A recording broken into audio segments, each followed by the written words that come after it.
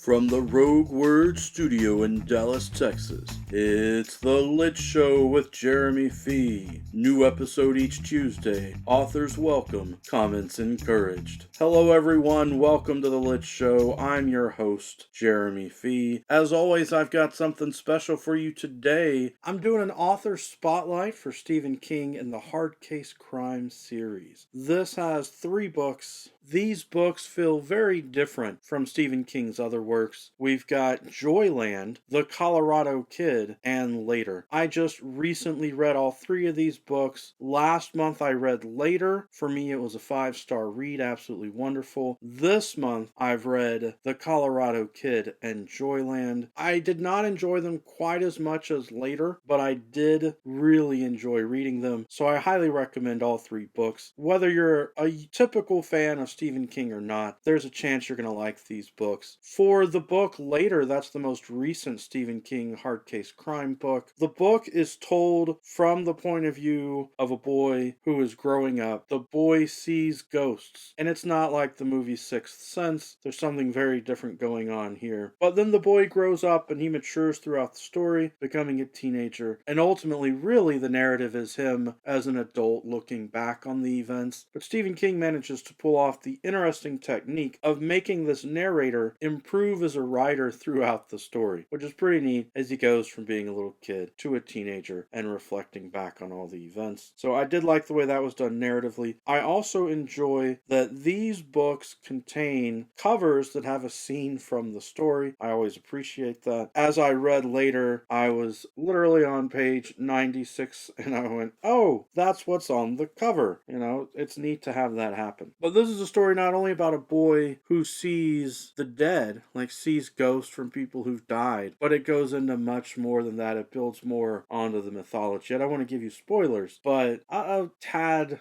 almost spoiler. The idea that ghosts or demons or otherworldly things can possess people has been in mythology for a long time. But this book proposes that something out there, maybe demons or other spirits, can possess ghosts. And that's even more interesting, I think. But that's all I'm going to give you about that. The Colorado Kid was a lot of fun. Another atypical book, not just for Stephen King, but atypical in general. The book warns you, as the narrative is given, that you're not going to get real answers, that there's no real answer to the mystery presented in the book. And that is why some people hate the book. If you go read reviews online, you will find some people love the book, some people hate the book. It's an interesting slice of life, as you've got a younger reporter talking with a couple of older reporters and what they've dealt with, kind of with a smaller community and running their newspaper, and the younger reporters kind of learning from them as mentors, but also finding out about this really weird case that they were never able to solve. And so please, as a reader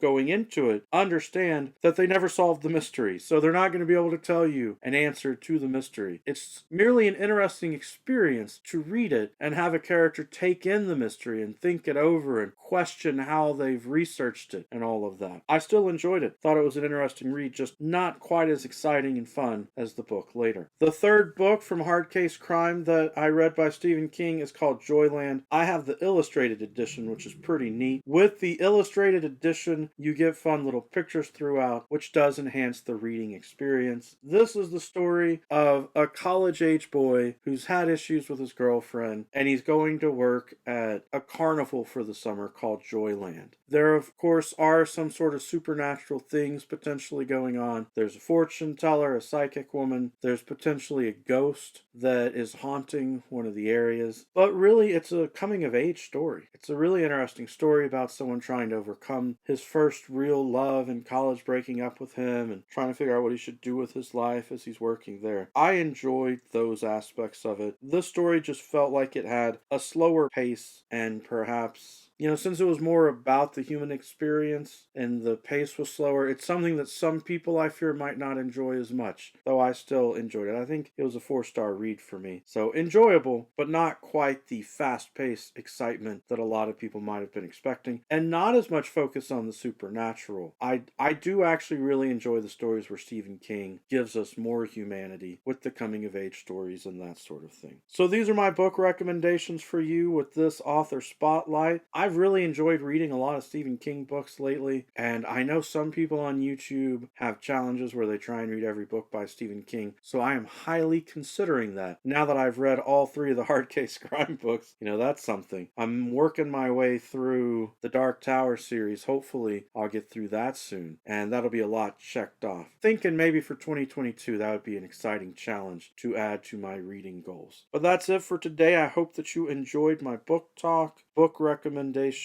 Every Tuesday is a good Tuesday for a book talk. Peace.